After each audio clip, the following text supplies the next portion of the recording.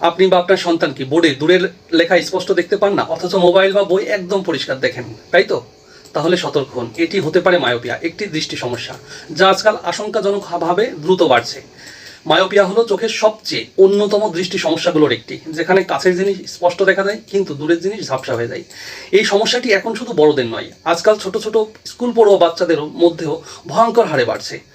এর কারণ ঘন্টার পর ঘন্টা মোবাইল, ট্যাব বা কম্পিউটার স্ক্রিনে চোখ রাখা, খোলা আকাশের নিচে বাইরে খেলাধুলা না করা বা সময় না কাটানো, পড়াশোনার বা কাজের চাপে চোখে অতিরিক্ত চাপ পড়া, আর পর্যাপ্ত বিশ্রাম বা ঘুমের অভাব।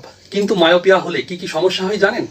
দূরের জিনিস স্পষ্ট দেখা যায় না, স্কুলে বোর্ডের লেখা পড়তে কষ্ট হয়, রাস্তায় সাইনবোর্ড বা গাড়ির নম্বর পড়তে অসুবিধা হয়, চোখ ব্যথা, মাথা ব্যথা এবং পড়াশুনো বা কাজে মনোযোগ ধরে রাখা সম্ভব হয় না বা মনোযোগ কমে যায়। ড্রাইভিং করার সময় দূরের জিনিস দেখতে না পাওয়ায় দুর্ঘটনার ঝুঁকি বেড়ে যায়।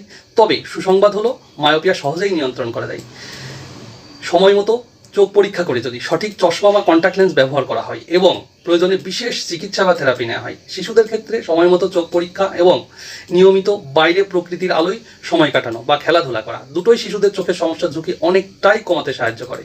মনে রাখবেন, চোখের পাওয়ার শুধু বাড়ে না, অনেক সময় সঠিক যত্নে তা নিয়ন্ত্রণেও রাখা যায় যদি শুরুতেই ব্যবস্থা নেওয়া যায়। আর একবার দৃষ্টি নষ্ট হয়ে গেলে তা কিন্তু আর ফেরানো সম্ভব নয়। তাই চোখ ঝাপসা লাগলে অবহেলা করবেন না, আজই চোখ পরীক্ষা করুন, নিজের ও সন্তানের চোখের যত্ন নিন আর ভিডিওটি শেয়ার করুন যেন আপনার মতো আরও অনেকে সচেতন হতে পারে।